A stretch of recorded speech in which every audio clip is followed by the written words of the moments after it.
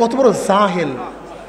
যদি প্রস্রাবখানার সাথে ইসলামের সম্পর্ক থাকে, পায়খানার সাথে ইসলামের সম্পর্ক থাকে, ঘুমের সাথে ইসলামের সম্পর্ক থাকে, খাওয়ার সাথে ইসলামের সম্পর্ক থাকে, তুমি যে স্ত্রীর সাথে মোলামেশা করবে তার মধ্যে ইসলামের সম্পর্ক থাকে, তুমি রাস্তায় বের হবা তার মধ্যে ইসলামের সম্পর্ক থাকে, তুমি ব্যবসা বাণিজ্য করবে তার মধ্যে ইসলামের সম্পর্ক থাকে, তুমি ভোট দেবা সেখানে ইসলামের কোনো সম্পর্ক নাই না। বিয়াকুব কয় কারে? এই জায়গার নাম দত্তপাড়া, ঠিক না? দত্তপাড়ার কিছু যুবকরা একত্রিত হয়েছে একটু চুরি করবে। কি করবে? তাই খালের উপরে যাবে। এখন খেয়ালাকে বলতেছে, খেয়ালা বা একটু চুরি করতে যাবো, আমরা যুবকরা একত্রিত হয়েছি, তোমার খেয়া ব্যতীত তো কাজটা করতে পারি না, একটু ধাক্কা দিয়ে দাও না। এখন খেয়ালা বলতে, হ্যাঁ আমি তাহাজ্জুদ পড়ি, আমি দত্তপাড়া হুজুরের মুরিদ হয়েছে, চরমনাই পীর সাহেবের কাছে যাই, মুরিদ হয়েছি, আমি তবলিগে যাই, আমি চুরির ভাগটাক নেব না, যেহেতু তোমরা চুরি করতেই এসেছে যুবকরা, আর আমার খেয়ার ধাক্কা ব্যতীত তোমরা কাজটা করতে পারবে না, আমি চুরির ভাগের মধ্যে নাই, একটা ধাক্কা দিয়ে দিই। তাই খেয়ার মধ্যে উঠে একটা ধাক্কা দিয়ে পার করে দিছে।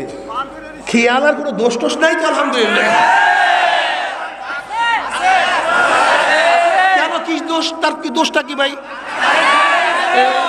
মানে পাগড়ি পরে, টুপি পরে, কপালের মধ্যে দাগ আছে, দাড়ি রাখছে, মানে তাহাজ্জুদ পরে, সে তো চুরির ভাগটা কিছুই নেবে না, শুধু একটা ধাক্কা দিয়ে আসতেছে, কোনো দোষ টোষ নাই তো, আলহামদুলিল্লাহ। ও আচ্ছা, ধাক্কা দিছে। এবার আসেন তো, সংসদে বিল উত্থাপিত হয়েছে। কোথায়? ধরে নেন এইটাই সংসদ, ধরে নেন এইটা কি? আমি স্পিকার সাহেব বিল উত্থাপন করেছি। মদের পক্ষে কে কে আছেন? মদের পক্ষে কে আছেন? মদের পক্ষে কে আছেন? মদের পক্ষে কে আছেন? হাত তোলেন। মদের পক্ষে কে? তোলেন না ভাই হাত। মদের পক্ষে, মদের পক্ষে, মদের পক্ষে, মদ জায়েজ, মদ জায়েজ, হাত তোলেন না ভাই। আচ্ছা বলেন, কেউ যদি হাত তুলে, কথা বলে না কেন?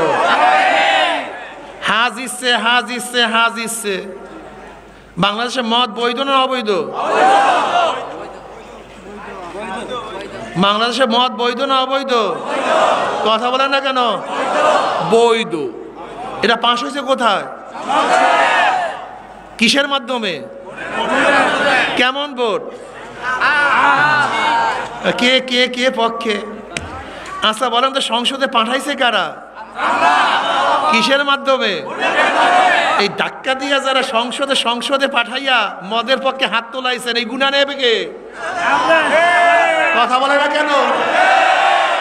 এর জন্য কত মুসল্লি কিয়ামতের ময়দানে দেখবে কপালের দাগ, কোটি কোটি মদের গুনাহ, কোটি কোটি মদ, ব্যারেলে ব্যারেলে মদের গুনাহ।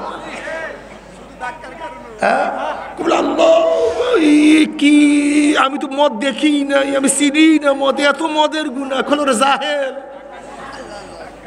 যাদেরকে ধাক্কা দিয়ে হাত তুলাইছো মদের পক্ষে, ওই গুনাহ নেবে কে? ওই তোর মতো কপাল পরার গোলাপ কপালের মধ্যে লিখে দিয়েছে, যা কপাল পরার গোষ্ঠী। কিয়ামতের মধ্যে কত মৌলবী দেখবে জেনার গুনাহ। আল্লাহ, আমি তো দরবেশ, আমি আলেম মুহাদ্দিস হাদিস পড়াইছি, আল্লাহ তুমি কি এত জেনার গুনাহ করো? আমি তো তাকাইতে মনে কাউর দিকে। বলে যাদেরকে ধাক্কা দিয়ে জেনার আইন পাশ করাইছো। বাংলাদেশে জেনা বৈধ না অবৈধ জানেন আপনি?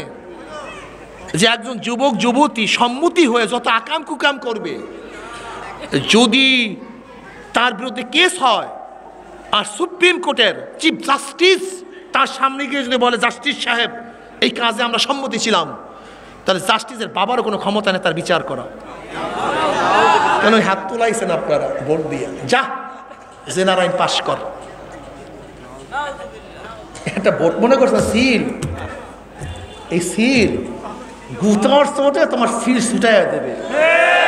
আমার আত্মীয় দাঁড়াইছে, আমার পাড়ার লোক, আমার দলের লোক, আমার টিউবওয়েল দিছে, টিউবওয়েল আমার কম্বল দিছে, আমাকে ঘর দিছে। আজরাইলের গুতার চোটে তোমার ঘর ছুটাইয়া দেবে ডাইরেক্ট। তুমি সমর্থনটা কি মনে করছো? তুমি ভোটটাকে কি মনে করছো? এই হাত তোলাকে কি মনে করছো? যদি এখন প্রশ্ন করে আল্লাহ নাই, আল্লাহ নাই, কে কে আছেন হাত তোলেন, যদি হাত তোলেন কি অবস্থা হবে? কথা বলেন না কেন? যদি বলে আল্লাহ নাই